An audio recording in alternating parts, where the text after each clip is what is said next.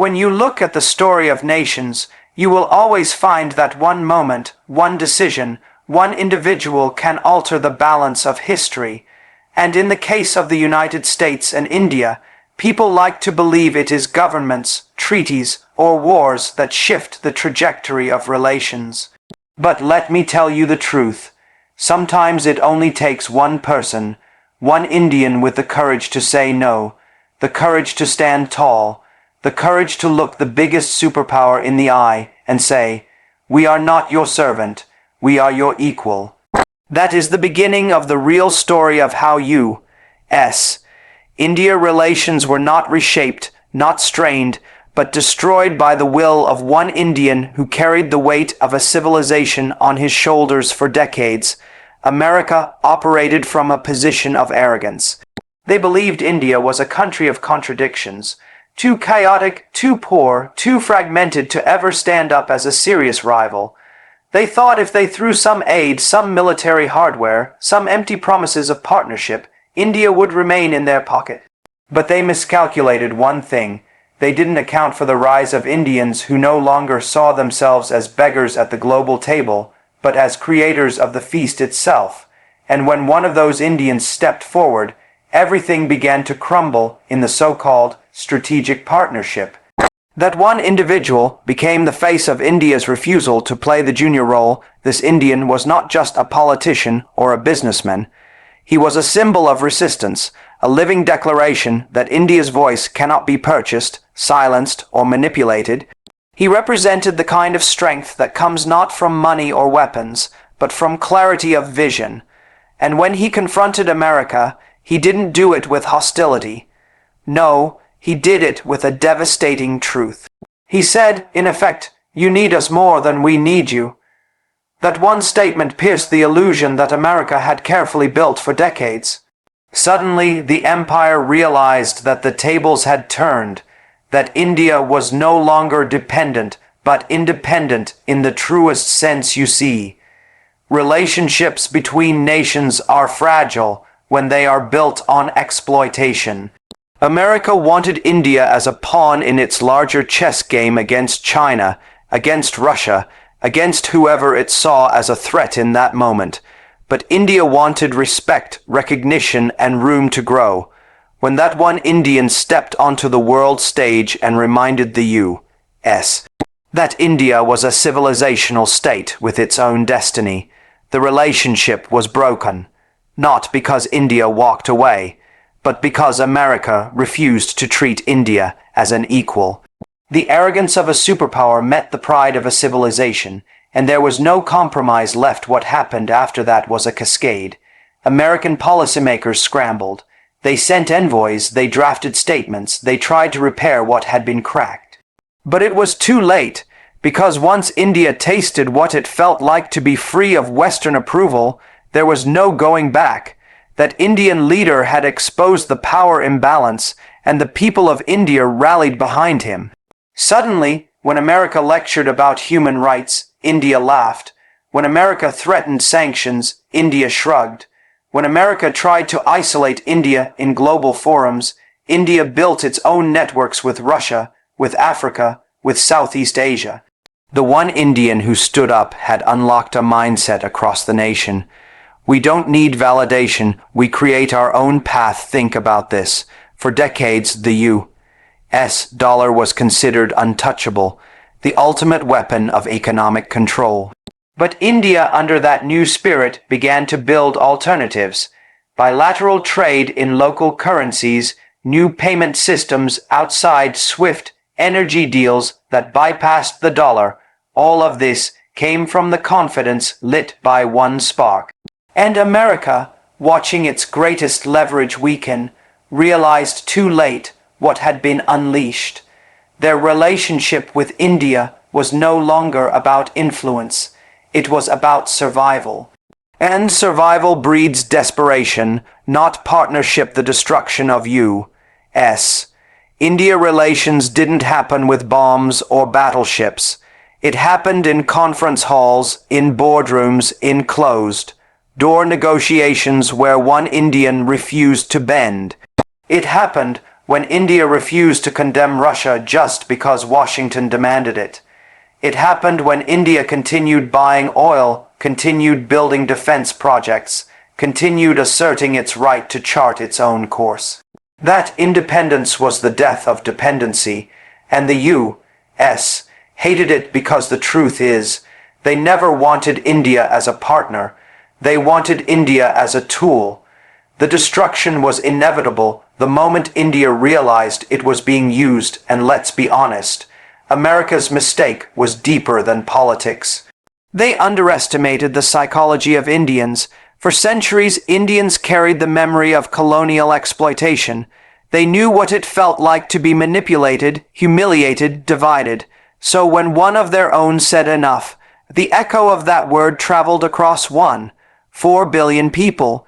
And that collective consciousness made the bond with America impossible. Because you cannot enslave a people twice when they've already woken up.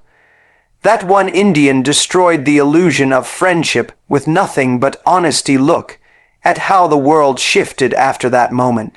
India's defense industry exploded with indigenous innovation, hypersonic missiles, AI-powered drones, space-based surveillance, all being built at a pace that shocked Washington. Suddenly, the U.S. realized India didn't need their weapons anymore. Look at technology. India's digital public infrastructure became a model for the world, while American corporations scrambled to adapt. India began exporting its systems to Africa, to Latin America, creating a new kind of soft power America couldn't match. Look at diplomacy. India positioned itself as the voice of the global South, while America's credibility collapsed in the very regions it once dominated. All of this was the ripple effect of one stand, one confrontation, one refusal, and here's the deeper lesson. Destruction is not always a loss. Sometimes destruction clears the ground for something stronger. When that Indian destroyed the illusion of U.S.-India partnership, what he really destroyed was dependency, manipulation, and fear. What rose in its place was sovereignty, pride, and confidence. America thought they had lost an ally. In reality, they had created a rival. And that rival was not weak, not hesitant, but bold enough to say, "We will lead the 21st century on our terms." That is why the destruction of relations became a turning point in history. Do you know what makes it even more powerful? America can't undo it. They can't reverse time. They can't silence the truth once it has been spoken. They can't make India small again. The genie is out of the bottle, and it started with one man's refusal to kneel. Every time America tries to pressure India now, the answer is the same: no. Every time they try to lure India back into alignment, the answer is silence. That silence is more destructive than any insult because it shows indifference. Once you no longer care about someone's approval, you've already won and the world is watching. Nations across Asia, Africa, Latin America, they saw how India handled the U.S. They saw how one Indian dismantled the myth of American dominance, and now they too are emboldened. They too are building independent paths, striking their own deals, questioning the old order. The destruction of U.S.-India relations didn't just liberate India. It began to liberate the global South. America wanted to isolate Russia, contain China, control the narrative. Instead, it found itself isolated, its voice weaker, its threats emptier. All because one Indian reminded the world that respect is not given by superpowers. It is taken by those who demand it. So when people say one Indian destroyed U.S.-India relations, don't think of it as a tragedy. Think of it as a rebirth. A moment when India stopped being the world's back office and became the world's front leader. A moment when the narrative shifted from begging for inclusion to dictating the terms of engagement. America had the chance to treat India as an equal, but arrogance blinded them, and arrogance always pays the price. That price was the end of their special relationship, shattered not by hostility, but by truth. The lesson is clear. It doesn't take armies to change history. It doesn't take billions of dollars. It doesn't even take decades. Sometimes it takes one person, one voice, one stand. That one Indian destroyed the illusion of U.S. India partnership, not because he hated America, but because he loved India more. And love of country, when combined with courage, is unstoppable. It changes alliances, it rewrites rules, it reshapes the destiny of nations. And that is exactly what we are living through today. The rise of India, born from the destruction of a false friendship. That single act of defiance didn't just destroy relations. It marked the birth of a new independent Indian doctrine. For years, India's military posture had been cautious, reactive, always preparing to defend but rarely declaring its right to lead. It was a nation that had the talent, the resources, the brains, and the ambition, but it often operated under constraints built by others. America, with its promises of technology transfers, defense partnerships, and strategic dialogues, believed it could shape India's military future. They thought India would always need their fighter jets, their drones, their radar systems, their blessing. But when one Indian stood up and made it clear that India's defense could not be outsourced, could not be dependent on foreign mercy, the game changed forever. It was no longer about merely buying weapons. It was about creating an entire doctrine rooted in self, reliance, and innovation from that moment. Indian scientists, strategists, and policymakers began to align in a way the world had never seen. The message was loud and clear. India will not wait for others to arm it. India will design its own shield, craft its own sword, and build its own future. America miscalculated badly, because their pressure exposed India's vulnerability, but also awakened its potential. Instead of pushing India into submission, they pushed India into innovation. They thought sanctions and restrictions would cripple India, but instead they fueled the birth of a doctrine that said, "Never again will we beg for weapons, never again will we rely on others to fight our battles, never again will our sovereignty depend on another nation's approval." That was the spirit behind the new Indian military doctrine. The doctrine wasn't just about weapons. It was about mindset. For decades, India fought wars with the psychology of defense, always reacting to aggressors, whether it was Pakistan-backed terrorism or Chinese incursions across the line of actual control. The new doctrine flipped the script. It said India would respond not just with defense, but with dominance. If Pakistan dared cross the line, India would not hesitate to cross back. If China tried to threaten borders, India would show it could match them step for step in technology, strategy, and strength. The days of being cornered were over, replaced by a doctrine of assertiveness. This wasn't aggression for the sake of aggression. It was clarity, the clarity that comes from knowing that respect in geopolitics is not granted. It is commanded, and behind this doctrine was innovation. You cannot be assertive if you are dependent. You cannot claim independence if every fighter in your skies is foreign, if every radar guiding your missiles is imported, if every ship guarding your waters needs spare parts from abroad. That one act of defiance forced India to face the uncomfortable truth. Dependence is weakness, and so India poured resources into indigenous programs. The Tejas fighter jet, long criticized and mocked, suddenly became a symbol of persistence. Hypersonic technology, which only a handful of nations had mastered, became a priority. Air defense systems like Akash and Akashin G were not just projects, they were declarations that India would protect its skies on its own terms. Submarines, aircraft carriers, satellite-based intelligence, quantum computing for military command. India's innovation machine accelerated in every domain. What made this doctrine revolutionary was its fusion of ancient strategy and modern science. India didn't just copy Western models, it built its own. While America relied on overwhelming force and China on mass production, India chose smart power, precision, adaptability, and psychological dominance. A missile system wasn't just about hitting targets, it was about signaling deterrence. A war exercise wasn't just about drills, it was about showing the enemy you are always ready. A trade deal wasn't just about economics, it was about securing energy routes that guaranteed military sustainability. This doctrine wove together economy, technology, diplomacy, and culture into one integrated strategy. And it all stemmed from that one refusal to bow down to America's pressure. This act of defiance didn't just signal a break with America. It exposed the fragile foundation of global order.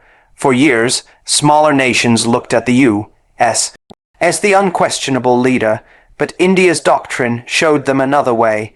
It showed that a nation could carve its own path without being tied to Washington's leash. Suddenly, countries in Africa, Southeast Asia, and Latin America began looking to India not just as a trade partner, but as a model of sovereignty. If India could resist, why couldn't they? If India could build indigenous weapons, why couldn't they? If India could say no to the U.S. and still rise, why couldn't they? The birth of India's independent doctrine sent shockwaves far beyond South Asia. It began rewriting the rules for the entire global South. The Americans realized what had happened only when it was too late. For years, they had tried to sell the idea of interoperability, of joint military exercises, of technology transfers that came with strings attached. But India's new doctrine wasn't built on joint dependency. It was built on absolute independence. If cooperation was possible, it would be on India's terms, not America's. That's why when Washington threatened to sanction India for buying advanced Russian missile defense systems, India didn't flinch. It went ahead anyway. That was the purest expression of the doctrine. We don't bend. That single choice marked the beginning of an era where India could no longer be controlled by carrots or sticks. The doctrine had made India unshakable. What makes this doctrine even more powerful is its long-term vision. It's not about winning the next battle. It's about preparing for the next century. America operates in election cycles, short-term gains, temporary deals. But India's doctrine was born from a civilizational mindset. It asked not how India could survive the next 5 years, but how India could lead for the next 100. That is why the doctrine invests in space, in cyber warfare, in artificial intelligence, in quantum encryption. Because the wars of the future will not just be fought with tanks and guns, but with algorithms, satellites, and data. And India refuses to be caught unprepared again. This doctrine made India not only a military power, but also a technological pioneer, and yet, what is most striking is the confidence it gave the people. A nation's doctrine is not just about the armed forces, it is about the psychology of its citizens.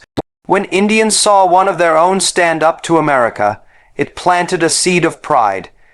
It told every young scientist, every engineer, every soldier, every student, your country can lead, your country can innovate, your country can say no and still rise. That pride fueled ambition. Suddenly, startups began innovating in defense tech. Universities began pushing boundaries in research. Entrepreneurs began aligning their vision with national strength. The doctrine wasn't confined to generals and ministers. It became a people's movement for sovereignty. Every doctrine in history is tested, and this one will be too. There will be moments when adversaries will provoke, when allies will disappoint, when challenges will seem overwhelming. But the strength of this doctrine lies in its origin. It was born not from desperation, but from defiance. It was born from the realization that true strength is not gifted, it is built. That one Indian who refused to bend before America's arrogance ignited a chain reaction that redefined how India thinks about power. The destruction of old relations gave birth to a new philosophy. India's security is India's responsibility, and India's destiny is India's to shape, This is why the doctrine is not just military. It is cultural, economic, and spiritual. It carries within it the memory of a people who endured colonization, who were told they were weak, who were divided and exploited, and it transforms that memory into strength. The doctrine says, never again. Never again will India allow outsiders to dictate its defense. Never again will India accept hand-me-down weapons as favors. Never again will India fight someone else's wars. This doctrine is India's declaration of maturity, a nation telling the world, we are not emerging anymore, we have emerged, and we are here to stay. That single act of defiance didn't just destroy relations with the U.S.